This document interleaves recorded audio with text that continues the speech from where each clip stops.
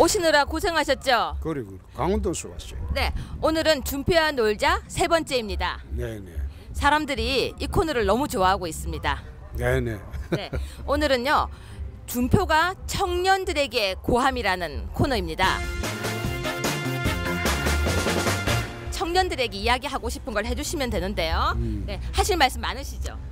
우리 이 땅의 청년들이 꿈과 희망을 잃고 현실의 헬조선이라고 하면서 참 힘들어하는 것은 참으로 딱한 일입니다. 그래서 제대로 좀 드리는 말씀들이 좀 전달됐으면 합니다. 네, 후보자님 오늘 드디어 터질 게 터졌습니다. 혹시 그동안 계속 골마져 오고 있었던 문재인 후보 아들 이야기, 문준용 씨 아들 이야기, 그러니까 문준용 씨 이야기 알고 계시죠? 취업 문제. 그거는 사실 제가 환경노동위원장을 할 때 한국고용정보원에 가서 국정감사를 했던 겁니다. 네. 그때 이제 특혜 취업이 문제가 됐는데 저도 아들을 키우고 있기 때문에 그걸 문제 삼지 말라고 했습니다. 그때 네. 권재철 한국고용정보원장이 네. 문재인 후보가 청와대에 있을 때 그 밑에 있었던 직원입니다. 네. 그래서 문 후보 아들이 거기 그 당시에 특혜 취업을 했어도 그 당시는 그리 특혜 취업했다 막 그 정도로만 이야기하고 말았는데 그게 이제 정유라씨 사건하고 겹치면서 네. 또 청년 고용 절벽이 또 겹치면서 한국 사회의 청년들을 분노케 하는 것이죠.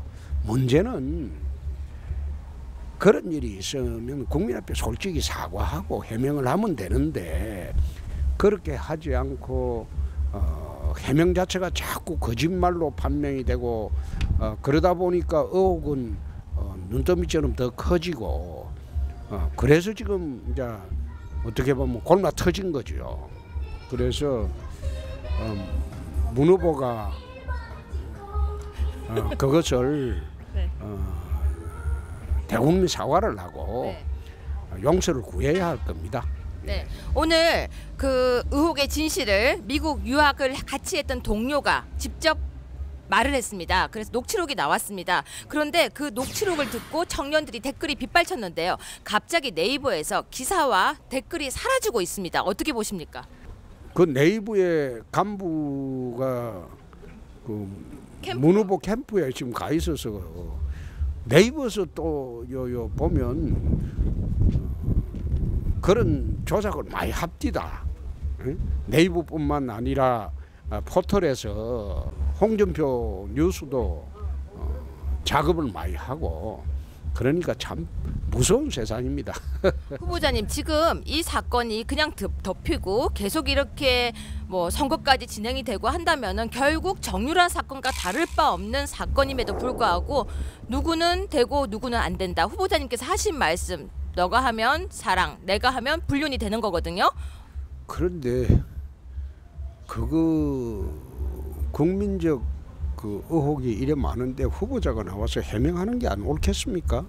저는 문 후보가 해명하지 않느냐 그렇게 생각을 합니다. 그럼 해명하라고 강력하게 요구를 해주실 의향이 있으십니까? 지금 페이스북에 방금 네. 국민적 사과를 하고 해명하는 게 옳겠다. 그건 페이스북에 썼습니다. 방금. 네, 우리가 엊그제 SBS 사건도 기사가 내려가는 사건이 있었습니다. 알고 계시죠? 네. 그런데 지금 네이버에서도 이게 자꾸 사라지는데 후보자께서 대통령이 되시면 이제 이런 언론과 그리고 청년 실업 이런 부분에 대해서 어떻게 바로 잡아 주실 수 있으십니까? 우선 그 언론은 바로 잡아야 되겠죠.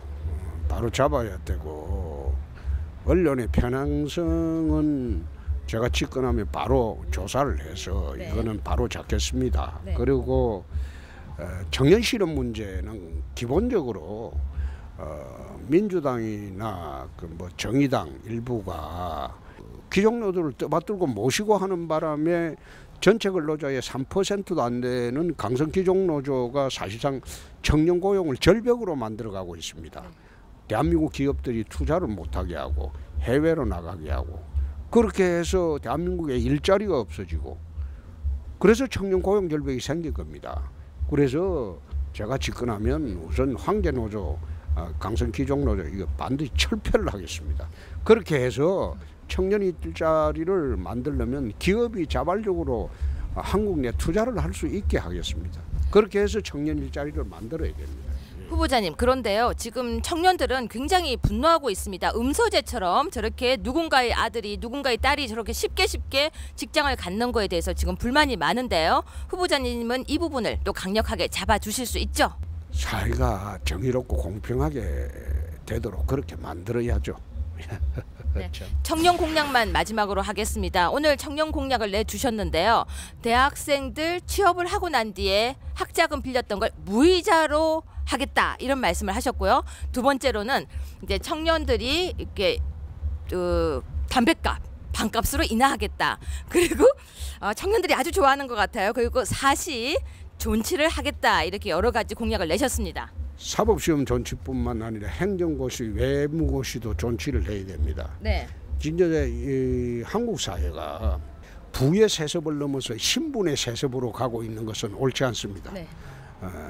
우리나라 소위 그 고시 제도는 천년의 역사를 갖고 있습니다. 고려 광종 때 중국에서 도입된 이 과거 제도가 현대는 고시 제도로 그렇게 이제 진행이 되고 있는데, 서민들의 자식들이 열심히 공부해서라도 신분 상승할 수 있는 기회를 줘야 되는데 그걸 모두 막아놓고 특권층들만 신분의 세습을 하는 이런 사회는 맞지 않습니다. 예. 네. 자, 신용사면, 청년 신용사면 하신다고 하셨는데 맞습니까? 청년 신용사면뿐만 아니라 서민들 신용사면도 하고, 그리고 서민 생계형 범죄들 그거 한 1,000만 명 8.15 때 사면하도록 하겠습니다. 그리고요, 요즘 저희가 아주 위험한 방송을 많이 해서 보수 괴멸될까 봐 걱정입니다. 후보자님, 저 좀 살려주세요. 뭐 지금 나도 화형당할 입장입니다. 후보자님 힘내주세요. 힘드신데 힘내주세요. 자, 아이고 잘 다녀오세요. 응원합니다. 내일 뵙겠습니다.